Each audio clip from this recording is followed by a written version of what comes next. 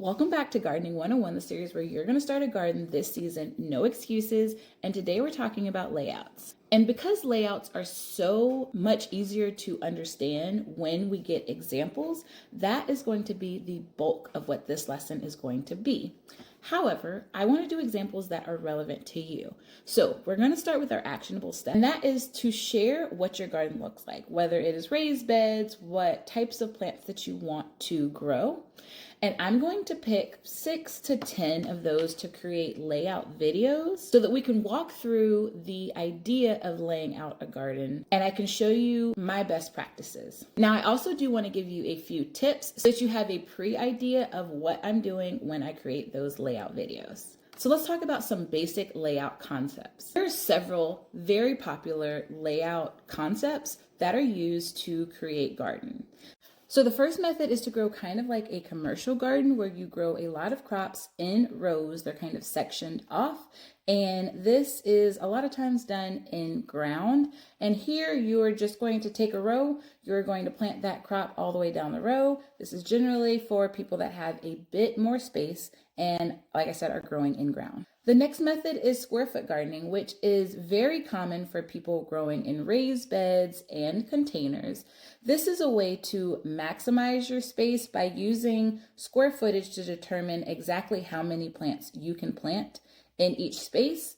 An example is squash generally takes 2 square feet, or that is the recommended space. And something like carrots, you can plant 16 carrots in a square foot. Now, the last method of laying out your garden that I want to talk about is intensive planting. And with this type of planting, you are literally packing in as much as you can into the garden. Now, this is very easy to do and very easy to see when your plants are small. So a lot of beginner gardeners, and I was completely a victim or a guilty of this. You're a beginner gardener, you have an open raised bed and you see space, so you plant things. So I'll plant some celery and I'm going to add a couple of tomatoes, and they're just baby tomatoes, so I'm going to plant 3 of them very close together. And you don't think about the crop as it gets larger. The problem with intensive planting, or one of the reasons why I don't 100% subscribe to intensive planting, is the fact that as those plants grow and mature, they are going to get bigger, and a lot of times they can end up either choking each other out, or it gets really hard to stay on top of nutrients. So what do I do in my garden? Well, I do a mix of square foot planting and intensive planting with companion planting. So the way I will work my garden plans out is I will set up my garden with my main crops as a square foot gardening process. So I am only focused on the things that are my main crops. I do not really add herbs or flowers initially into the garden. I lay out what I want to actually eat and harvest. After I have set up that, I will intensively add my herbs and my flowers.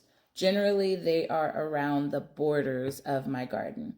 And as you guys are adding your layout ideas as far as what you're growing, how many raised beds or containers or whatever you are using, I will be able to explain that a little bit better. So remember, that is your actionable step.